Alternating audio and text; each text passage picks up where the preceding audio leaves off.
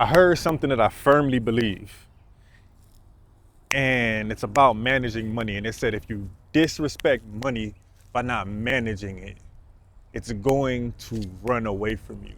It genuinely will not stay in your reality because you're not respecting it. And I understand that, because if you're just frivolously spending and you're not, it's not even about budgeting. It's just kind of about like understanding when you can and can't do something, right? And I've come to terms with the fact that all these numbers are made up when it comes to companies, when it comes to living, when it comes to cost of living, when it comes to, buying things. For example, like we just had a whole trend, I think last year, 2024, 2025, when people, I mean, not people, companies in Asia were, exposing the fact that Chanel and Louis Vuitton and Gucci cost $20 to make, $30 to make, $50 to make, $80 to make.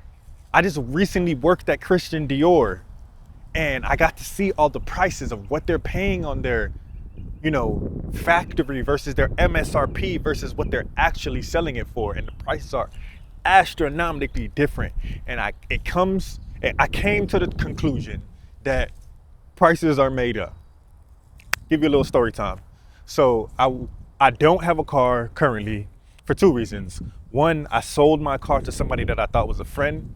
They paid me half the money. They were in a financial situation, and they used every excuse in the book to not pay me the rest of the money. I hunted them down, and eventually you just give it to God. You just pray. You say, hey man, maybe you need the car more than I do, right? And I just kind of, just like I said, I just gave it to God and stopped worrying about it. Because at first it was a worry, and I was like, damn bro, like when the fuck did I start worrying about money? Like when did I start caring that much? And obviously we need money in this world in order to, acquire things and stay alive. And, well, technically you could just, become a farmer and buy seeds and have a recycle cycle of type of life, but that's not the point we're trying to make here. But yeah, like I got to a point where it was just money, money, money, money, money, money, money. And I was like, man, got on my knees. I said, God, maybe this man needs it more than me. Cool. Let him have the car. That was a quantum leap for me. That was a quantum leap for me to do in my personal journey in my life, right? So that was the first thing. Again, I sold the car. They didn't pay me. Cool. The second thing, when I decided, I'm a grown ass man, I still need a vehicle, I kept the money that I did get from it. And I was like, I'm gonna just go rent a car. So I went to Hertz, and I had 3 separate occasions where I went and I returned the car.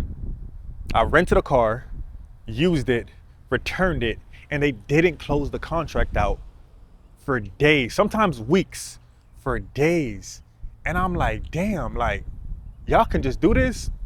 I call in, I say, hey, I sent this back a week ago, just explaining the situation. Oh my God, sorry, Mr. Riley, because I think I'm President Circle at Hertz. So I'm like one below because there's always a tier above, but I'm the highest tier that you can visually see, right? Because there's a tier above, I think it's platinum, right? And they have to invite you and all of that, whatever. So again, 3 separate occasions, they didn't just put the car back in the system. The normal average person will probably just, oh, these are just the charges. But me, nah, not me.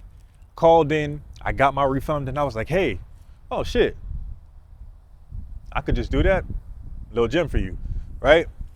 And that enabled me to, I rent cars whenever I need them. I build my schedule around when I need a car.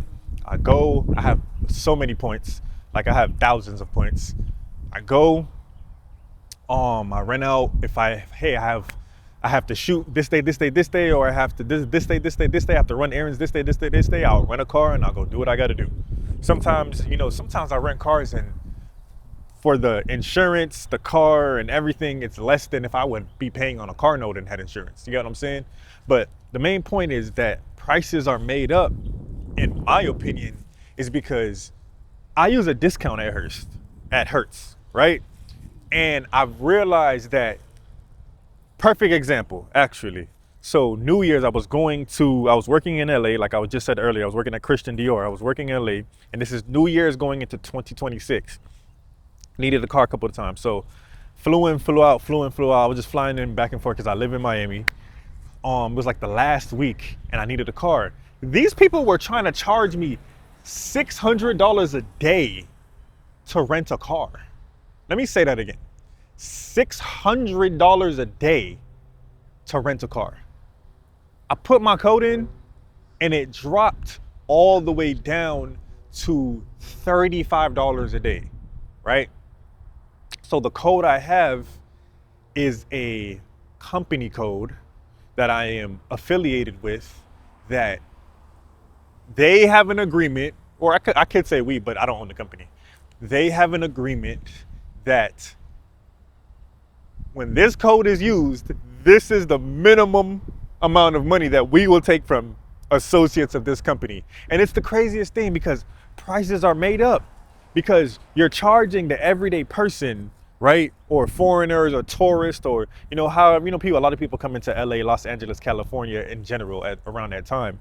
You're charging the everyday person a premium to damn near just see their family and have a good time. Think about that, $600 a day. And there were people that would be forced to pay that because of availability. There's so many different factors that people can just come up with, which are valid on the business side.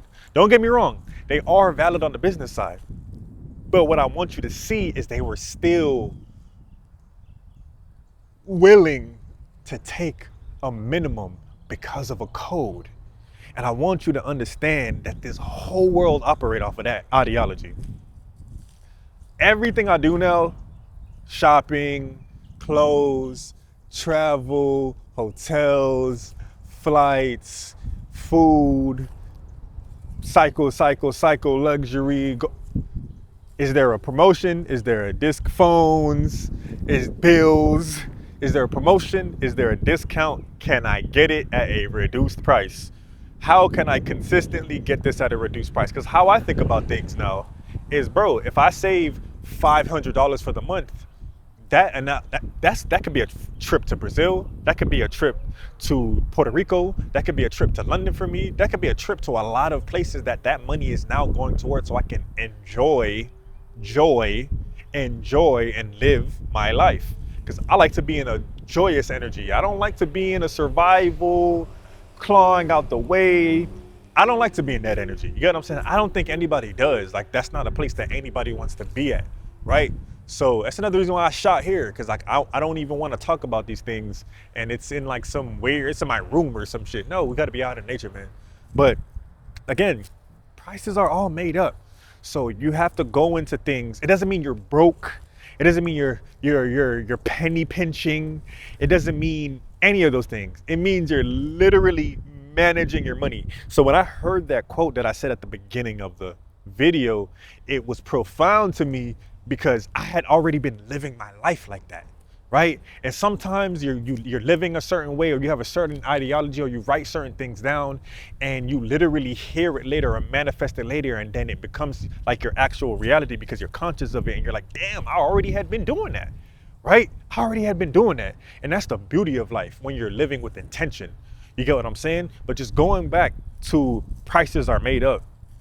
You just have to go into that space of not even caring. Like sometimes it's just like a external caring thing. Like obviously if if you go out to eat, like there's a time and a place. Let's get that first and foremost. Let me step up to the camera. There's a time and a place, right? So don't be at a outing and you're with all your friends and you're the budget person. Like, yes, you can be the budget person, but if you're at a group, bro, pay your way, really take care of the tab, but pay your way and don't be at the table and it's $1,000. Hey, can we get this reduced? Can we get our drinks cheaper? No, that's not where you do that. That's an outing where everybody's, linking up to have a good time. That's not a space where you should be worried about money. And if you are worried about money, well, not worried about money, but concerned, or money is on your mind, that's not a place, because I don't like to use words like worry, because that's just a negative connotation and it's just low vibrational for me. I've just been real intentional with my words. because I just used to run on my heart and not necessarily my logic. So I'm trying to fuse the two right now. Well, not trying to. See, that's another word. Worry, trying, got to get them out of here. I'm in a state of fusing the two just so I can live a little bit more intention filled. But again, like there's just a time and a place. So if you're at an outing with friends, if you didn't do it prior, or you saved the whole group some money, don't do it at the table. Don't do it at the, no, because you're just gonna hold everything up. The vibrations are gonna be low. You're gonna be that person, that guy, that girl. Don't do that. But yeah, man, just going back, just prices are made up. Like prices are, for example, I flew to Brazil for $29. $29. There's multiple people I have taught how to do this, and it's not the craziest thing, but sometimes I don't think it's crazy because of how I live and what I do. But I flew to Brazil for $29, right? Round trip. Prices are made up, right? Think about this now, and I'm gonna end the video with this.